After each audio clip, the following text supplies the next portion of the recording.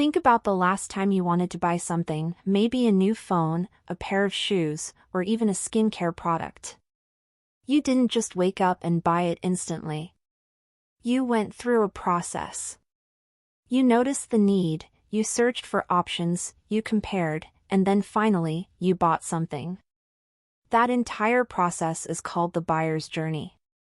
And today, I'm going to explain it in the simplest way possible.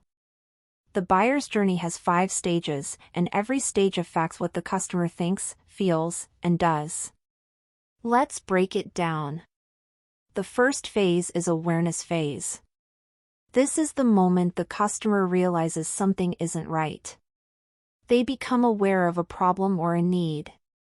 For example, your phone battery dies quickly, your camera becomes blurry, or your laptop gets slow. You start thinking, I think I need to replace this. At this stage, businesses just want you to notice them. They may show you an ad, a social media post, or a video explaining the problem and introducing possible solutions. The second phase is interest phase.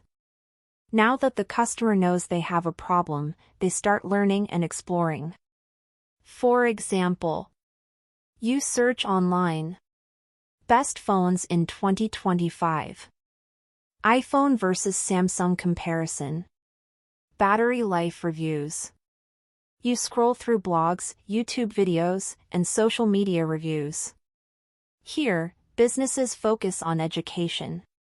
They give you useful content, reviews, guides, FAQs, and posts to answer your questions and build trust.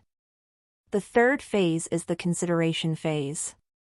At this stage, the customer already knows your brand and believes your product might be a good fit. But they're still comparing you with others. For example, you shortlist 2 to 3 phone models. You compare prices, features, camera quality, warranty, and user reviews.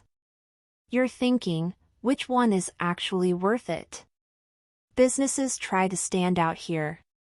They highlight their advantages, share testimonials, offer demos, and show why their solution is better than the alternatives. The fourth phase is the conversion phase.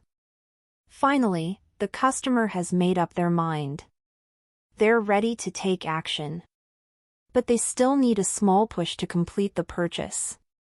For example, you find the phone you want, but then you see a limited time discount, free accessories, easy installments, or same-day delivery. That extra push makes you hit the buy now button. Businesses use promotions, retargeting ads, reminders, and clear calls to action to help customers complete the purchase. The fifth and the last phase is the retention phase. This stage happens after the purchase, and it's one of the most important. For example, after buying your phone, you receive helpful setup tips, software updates, customer support, or loyal customer discounts. These small touches make you feel valued. And when customers feel valued, they keep coming back and even recommend the brand to others.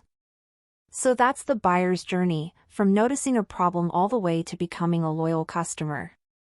If businesses understand these 5 stages, they can give the right message at the right time and guide customers smoothly from awareness to action.